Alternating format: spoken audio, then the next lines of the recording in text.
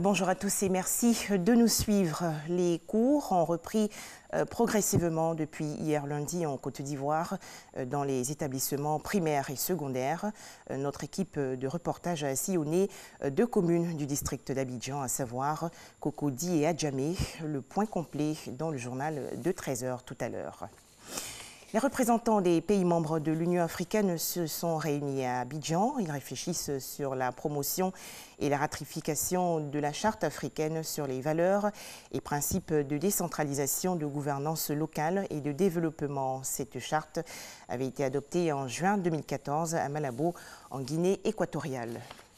Toujours en Côte d'Ivoire, des solutions numériques pour réduire les accidents de la route. Un concours a été organisé récemment par l'Office de sécurité routière. 40 jeunes informaticiens ont été invités à réfléchir et proposer des solutions pour réduire les accidents de la circulation. On écoute Serge Coléa. L'intelligence artificielle au service de la sécurité routière en Côte d'Ivoire. C'est le thème de ce hackathon initié par Futur Afrique à l'attention des jeunes développeurs, start-up et autres spécialistes de l'innovation technologique. Pendant 24 heures, 40 jeunes constitués en 10 groupes ont réfléchi et proposé des solutions innovantes pour réduire au maximum les nombreux accidents en Côte d'Ivoire. Ce sont des jeunes étudiants, des jeunes qui viennent juste de sortir de l'école, mais qui ont mis en place des systèmes et des prototypes qui vraiment étaient innovants, qui étaient très bien accueillis par nos partenaires. Et nous sommes très contents d'avoir organisé cette manifestation-là, grâce à la participation de tous, et on s'apprête au septembre où on va attaquer la thématique de l'agriculture. Au terme de cette épreuve, l'équipe la plus performante et la plus innovante a reçu un prix d'une valeur de 4 millions de francs CFA, dont 3 millions en mesure d'accompagnement.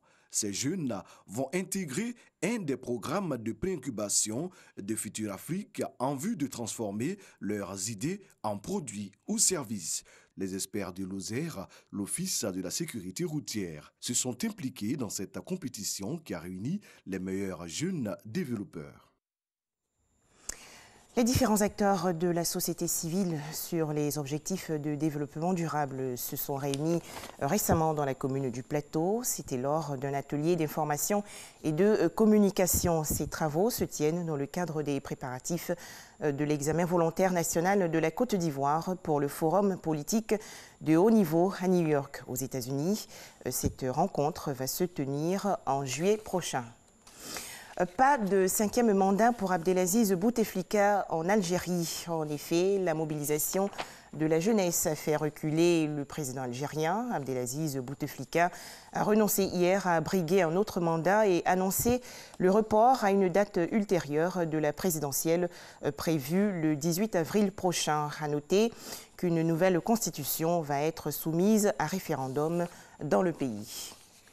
157 morts dans le crash d'un avion de la compagnie aérienne Ethiopian Airlines en Éthiopie. Une enquête a été ouverte et avance progressivement. Déjà, les 2 enregistreurs de vol et les boîtes noires ont été retrouvées.